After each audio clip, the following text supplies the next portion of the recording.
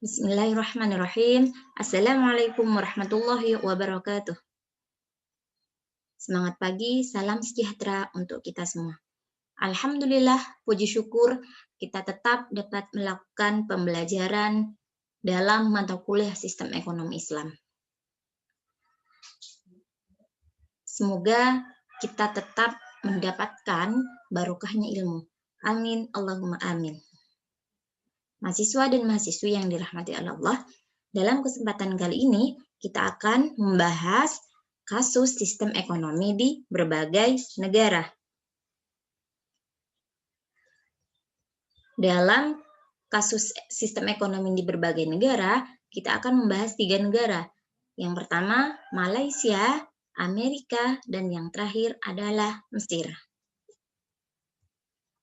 Kita bahas yang pertama dulu. Sistem ekonomi Malaysia.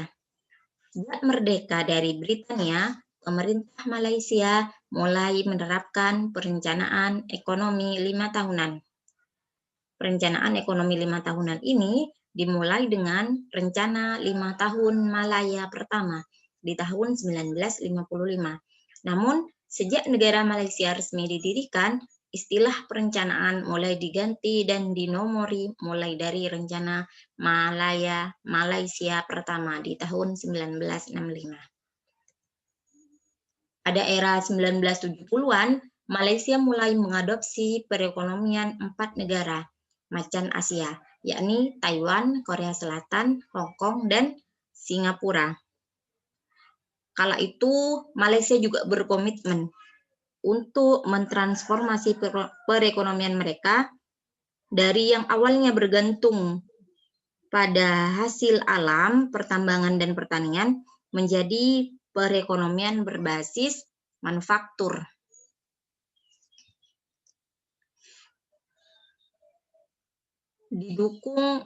Malaysia juga didukung oleh investasi Jepang. Industri berat pun mulai dibuka hingga beberapa tahun selanjutnya ekspor produk industri menjadi mesin pertumbuhan primer negara lain. Mereka konsisten mendapatkan pertumbuhan PDB, produk nasional bruto ya, lebih dari 7% disertai inflasi yang rendah di era 1980-an dan 1990-an. Lalu karena pertumbuhan ekonomi yang bergantung pada ekspor bahan elektronik seperti chip, komputer, dan lain sebagainya, alhasil perekonomian Malaysia mengalami tekanan semasa krisis di tahun 1998. Ini kasus yang terjadi di negara Malaysia. Ditambah lagi dengan kemerosotan dalam sektor teknologi informasi di tahun 2001. Lalu apa akibatnya? Akibat dari krisis tersebut terjadi penjualan singkat spekulatif mata uang Malaysia. Efek lainnya juga penanaman modal asing jatuh pada tingkatan yang membahayakan. Dikarenakan apa? Dikarenakan modal yang banyak yang mengalir ke luar negeri. Nilai ringgit jatuh dari 2,50 per 1 USD ke 4,80 per 1 USD. Lalu selanjutnya kita akan membahas sistem perekonomian di negara Amerika. Perekonomian Amerika Serikat adalah perekonomian yang terbesar di dunia. Lalu pada tahun 2012, pendapatan domestik bruto atau yang disebut dengan PDB nominal Amerika Serikat mencapai 15,8 US triliun. Ini sangat besar ya. Terus jumlah tersebut setara dengan seperempat PDB nominal dunia. Masih membahas tentang ekonomi di Amerika. Amerika itu menganut sistem ekonomi campuran.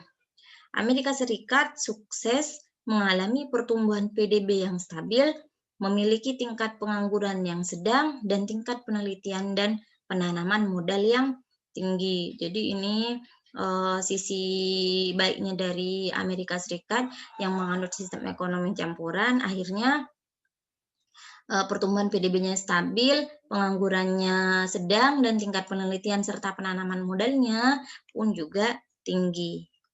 Seperti itu.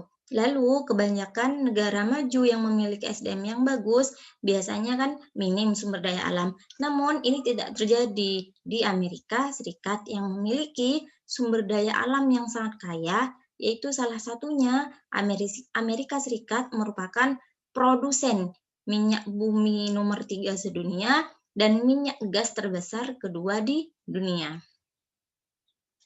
Kemudian, pendapatan per kapita masyarakat Amerika Serikat berada di peringkat 6 dunia dan Amerika Serikat merupakan negara dagang terbesar kedua setelah Tiongkok.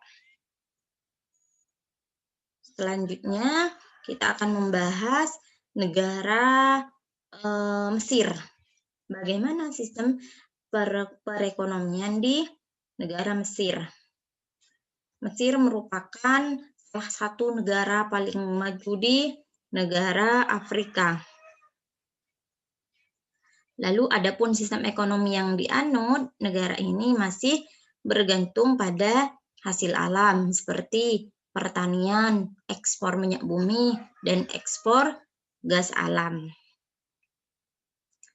Sejak tahun 2004, Mesir memberlakukan nilai tukar mengambang agar nilai tukar terjaga di angka 6 EGP per 1 USD. Lalu sisi negatifnya waktu itu atau studi kasusnya terjadi perdagangan Mesir mengalami defisit dari 37,1 US miliar menjadi 21,7 US miliar di tahun 2011. Mesir memiliki partner dagang utama yaitu negara-negara Uni Eropa, UE. Kerjasama tersebut mampu menghasilkan 11 US miliar ekspor Mesir dan Mesir mengimpor lebih banyak yakni sebesar 19,3 US miliar dari Uni Eropa atau UE.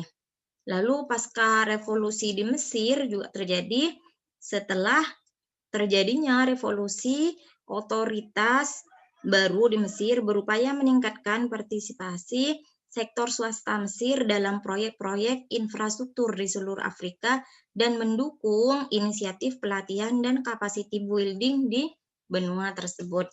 Ini beberapa negara tentang sistem perekonomiannya dan juga kasus yang dialaminya, yakni mulai dari Malaysia, Amerika, dan terakhir adalah Mesir.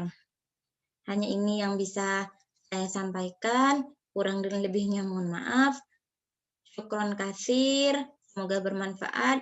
Akhirul kalam. Assalamualaikum warahmatullahi wabarakatuh.